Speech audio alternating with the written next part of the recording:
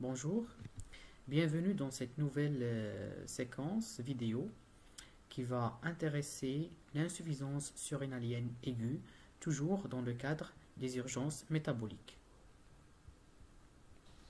Alors, l'insuffisance surrénalienne aiguë est une urgence métabolique rare mais grave, de mauvais pronostic. Il est secondaire à une diminution de la sécrétion du cortisol et il s'agit souvent d'une insuffisance surrénalienne chronique qui a été décompensée par une pathologie intercurrente.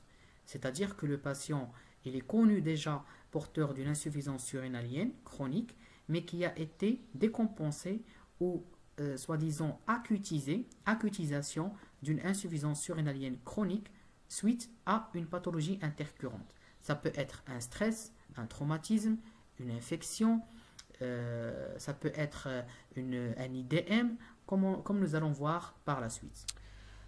Le diagnostic de l'insuffisance surrénalienne aiguë est clinico-biologique et anamnestique. Alors, cliniquement, nous avons des signes de choc sur le plan circulatoire. Le patient peut venir pour un tableau de tachycardie, d'hypotension et d'oligurie. Ce sont les signes d'état de choc. Alors, et tout patient connu sous corticothérapie au long cours, on doit chercher l'insuffisance surrénalienne aiguë si le malade se présente pour un état de choc. Neurologiquement, il peut y avoir un trouble de conscience à type de coma ou de confusion. Et bien sûr, les signes généraux dans le cadre de l'insuffisance surrénalienne, il y a de la fatigue, l'apathie, l'anorexie et la perte du poids.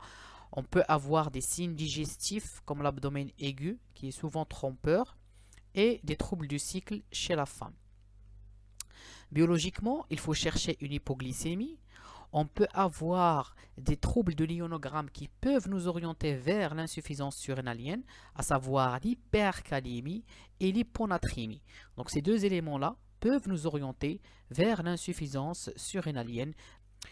On peut avoir aussi l'hypercalcémie, l'éosinophilie à la numération. Les gaz du sang peuvent révéler une acidose, mais qui est modérée. On peut avoir de l'hyperurémie. Et bien sûr, il faut doser la cortisolémie et la CTH avant de démarrer le traitement. Donc la conduite à tenir, il faut toujours évaluer le patient selon la règle ABCDE, à la recherche des signes de choc sur le plan circulatoire, à la recherche des signes de neurologiques à type de troubles de conscience, dont le disability, et bien sûr l'exposure pour chercher la température du patient, est-ce qu'il ne fait pas de fièvre qui peut nous orienter vers une infection, est-ce qu'il y a une hypoglycémie qu'il faut traiter, d'accord? À l'issue de cette évaluation, le patient peut être stable. Dans ce cas-là, on va procéder à l'interrogatoire et l'examen minutieux. Si le patient est instable, il faut l'acheminer en réanimation ou au déchocage. Alors, à l'étape de l'interrogatoire, il faut chercher l'âge du patient, il faut chercher la notion de corticothérapie au long cours. Est-ce qu'il y a une maladie auto-immune associée à type de diabète type 1, un vitiligo, une thyroïdite de Hashimoto? Est-ce qu'il y a une notion de prise d'anticoagulants? D'accord, c'est très important parce que c'est décrit que les patients qui sont sous anticoagulants, ils peuvent avoir une hémorragie surrénalienne qui peut entraîner une insuffisance surrénalienne ou autre médicament cytotoxique. Alors, il faut déterminer la cause, il faut chercher un stress, il faut chercher un IDM, surtout si c'est un sujet âgé avec des facteurs de risque cardiovasculaires. Il faut chercher un AVC, surtout s'il y a un trouble de conscience ou bien des troubles de focalisation, des signes d'AVC. Est-ce qu'il y a la notion de traumatisme? Est-ce qu'il y a un asthme? Est-ce qu'il y a une hypothermie? Est-ce qu'il y a un alcoolisme? Une grossesse? Est-ce qu'il y a une notion de dégression de la corticothérapie ou arrêt brutal de la corticothérapie? Est-ce qu'il y a une infection intercurrente? Ça peut être une simple infection, ça peut être une infection des tissus mous, surtout le pied diabétique. Les pieds diabétiques, s'ils sont connus porteurs d'une insuffisance surrénalienne, ils peuvent la décompenser. S'il y a un panari, s'il y a tout type d'infection intercurrente peut décompenser une insuffisance surrénalienne. Il peut s'agir également d'une infection à germes spécifiques, notamment la tuberculose. Est-ce qu'il y a une tuberculose surrénalienne?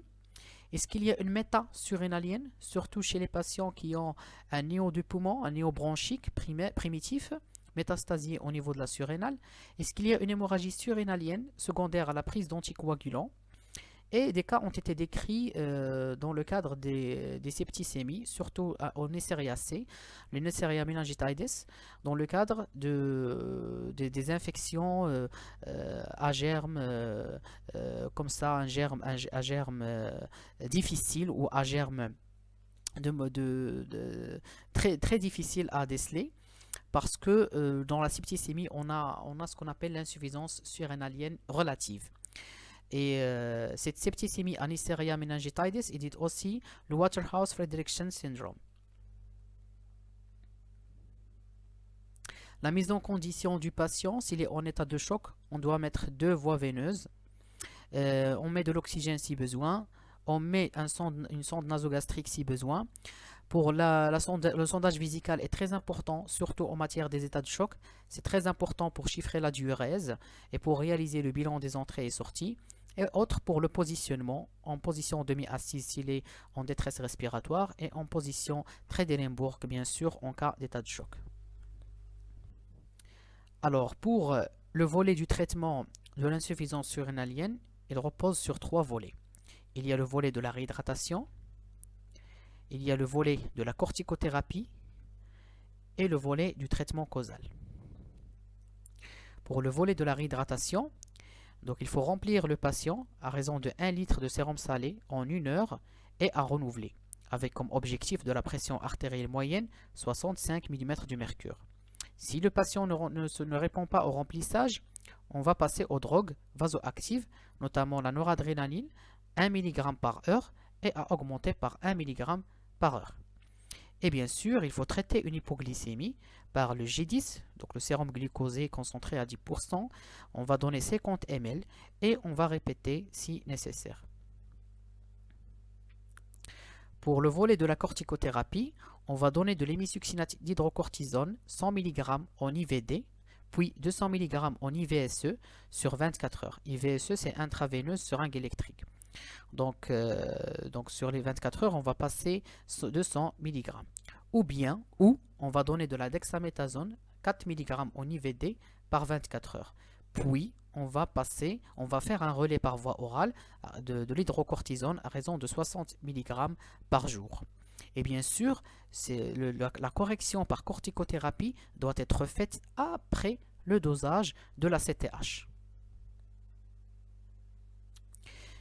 Ici, on doit traiter la cause qui a décompensé cette insuffisance surrénalienne chronique. Donc les causes que nous venons de voir, il faut les traiter pour pouvoir corriger cette insuffisance surrénalienne. Donc après le traitement, il faudra surveiller le patient et le réévaluer. Donc il faut évaluer toujours l'ABCDE. Il faut surveiller le dextro du patient, sa diurèse. On demande un ionogramme toutes les 4 heures. Et bien sûr, on doit chercher des signes électriques d'hypercalémie à l'ECG. Et l'éducation thérapeutique garde toujours une place très importante pour prévenir ce genre d'événement. Et le patient doit porter sa carte de l'addisonien. Comme ça, lorsqu'il y a un événement aigu, on procède à la conduite à tenir rapidement. Merci beaucoup et si vous avez des questions, n'hésitez pas à me contacter. Voici les références et je vous remercie.